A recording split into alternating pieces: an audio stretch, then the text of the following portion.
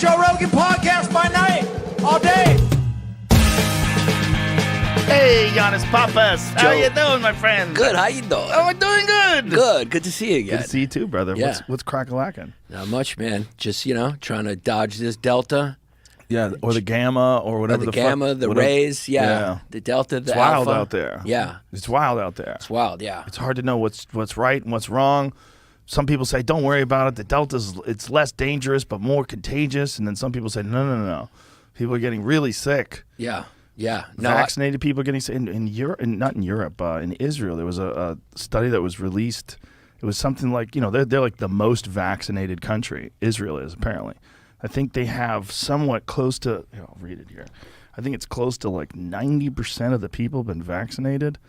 And so now they have a lot of people that are in the hospital that are vaccinated. Yeah, because I guess the more people that get vaccinated, the more people will have those breakthrough infections. What I love about now is like, I have an opinion on it. 80% of all COVID patients are previously vaccinated in the hospital. Wow, I thought that was like corrected to like 40%.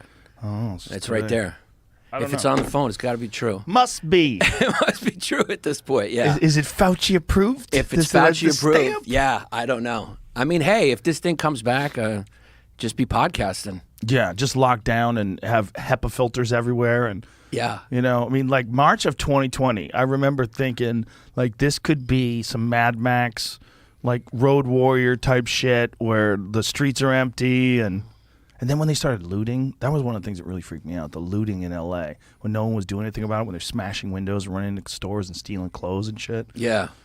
Yeah, and who knows? That could come back. That could come back again. Round 2. Oh, just for like me sure. coming back here. Ding, ding. It's Round not. 2. It's not likely going to happen around here. There's Yeah. far too many firearms. Yes. This is the good thing about overarmed places. Yeah. They're not good places to loot. No, I bet you there's a lot of people who are on the left who are rethinking the Second Amendment and their view on it just because of the context has changed. Yeah. My own friends. Yeah. Friends that were very anti-gun were asking me to borrow guns. When the shit started hitting the fan in L.A., they were asking to borrow guns. And I was like, you can't borrow a gun. Because Yeah. if you shoot someone with the borrowed gun, I am in trouble. Right. Right. And especially in L.A., because there's weird laws. Like, I don't even think you're allowed to shoot someone in your home unless you're in danger. And then you have to prove that you're in danger. Yeah, then you I have think. you have to apologize for whatever Yes. part of the systematic problem you contributed to why this person broke into your house. Oh, I didn't think I about think you have to do that in court. Yeah, you got to stand up and say, you know what, I'm sorry.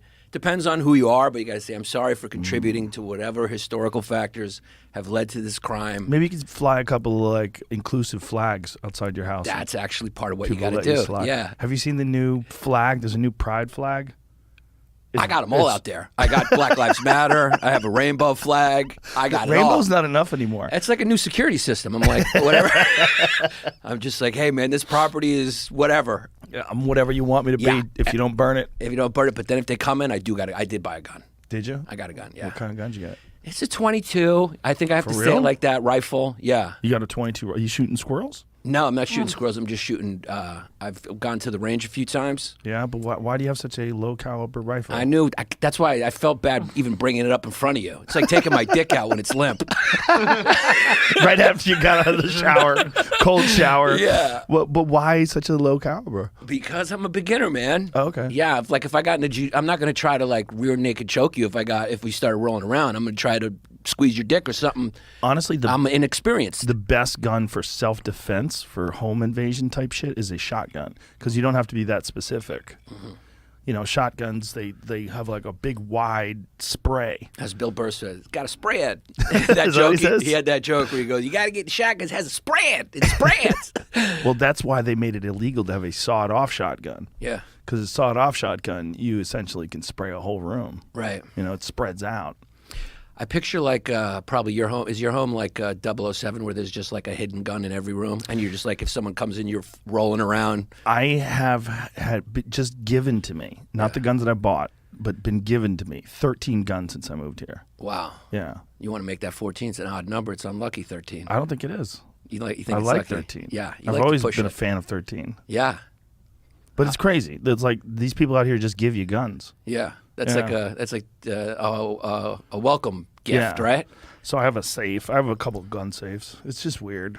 It's the gun thing is weird because, like, I like going to the range. I find it's somewhat oddly relaxing to point and shoot. You know, as long as you have earmuffs on, you're protecting your ears and eye goggles, and you know what you're doing. You're following gun safety protocol. I like it. I like practicing. I don't want to shoot anybody. No, Yeah. That's definitely not like yoga. It's similar to archery in a lot of ways. It's similar Well, the way to you archery. described it is like very calming. Yeah, it is calming though. There's something about because you're concentrating on focusing. You're like you're in the moment. You're not thinking about anything. So it is kind of oddly spiritual. Yeah. Have you gone to gun ranges before? I have gone. Yeah, They're fun, right? They're fun, but you're right. When I rolled in with my buddy Paul Verzi because we got the guns at the same time. It's a funny story. He bought Did he get a 22 as well? He got a 22. We got them together. And the guy Did you guys kiss while you're buying them? No, but we clapped guns like that. But the guy, we went to Dick's, and because the pandemic was starting, much like you were seeing all these images on screen, and we live close to each other. And he was like, let's go get a gun. And he didn't tell his wife. Oh, boy. So he went in, and all the guns were cleared out. And this is New York, so people were arming up. And the things that were left were these rifles, and the guy behind the counter goes, this is a good starter gun. So he made us feel like a little, he's like, I think he called it a beginner gun. And then we were both like, no, give us something. We're not beginners. We try to play it off. Like, I shoot all the time, I shoot people.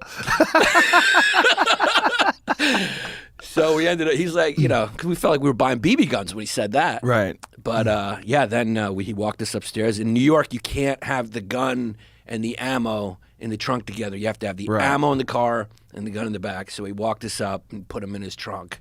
Yeah. And then we drove him home, and he told his wife he bought a gun. His wife was pretty pissed. Was she? Yeah, because he didn't tell her. It's a pretty big purchase. You got to it's not like Texas where you're born and they cut the umbilical cord and then they put your hand in a gun.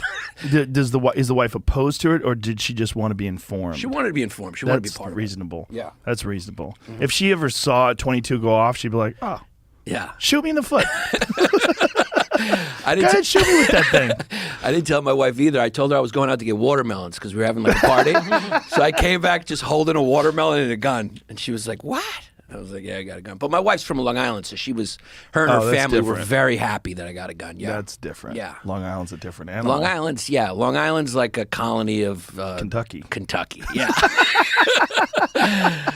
You go there, it's just a different accent, but they say the same. They're like, what virus? What are you, crazy? I really love Long Island. I've always loved performing out there. But it's always been a thing. Like when I lived in the city, I didn't live in the city. I lived in New Rochelle. But when I would travel, if I do gigs in the city, is that your watch going off? How dare you? Fucking sorry. When I was living in New York and I would do gigs in Long Island, people that worked in the city all the time would treat gigs on Long Island like you might as well be going to Oklahoma. Yeah.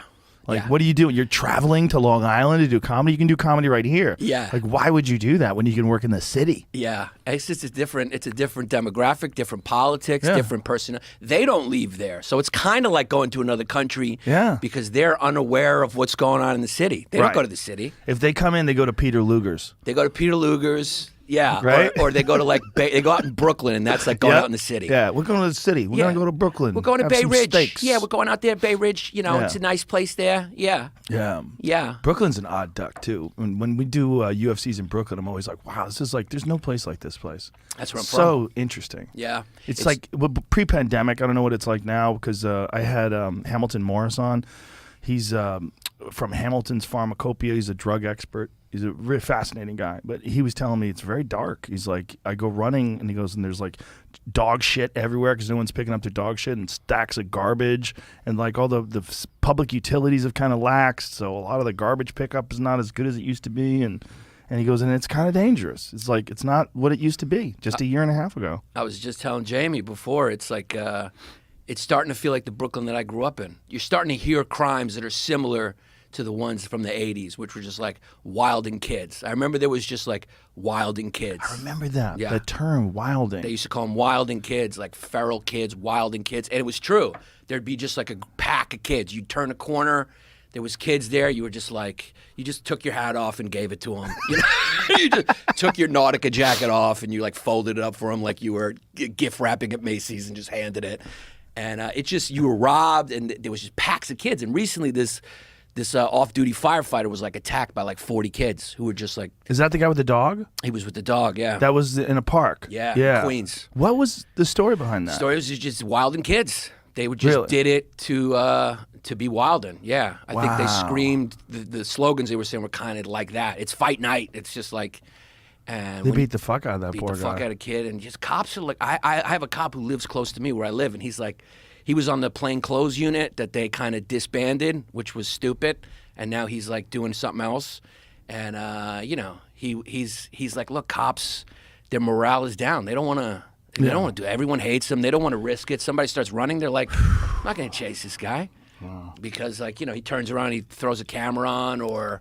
See, he reaches for something. You know, it's just they don't want to deal with it, and they feel like everyone hates them right now. So it's like that's scary. Like if you call 911 and they just like take their time because they're not. Yeah. They feel like, am I going to be received when I'm, or am I? Gonna, is there going to be someone going, hey, what you doing? What you doing? Yeah, you know. Yeah. Their morale's down. Yeah, there's a lot of that going on, and I don't know how that gets fixed in any short period of time.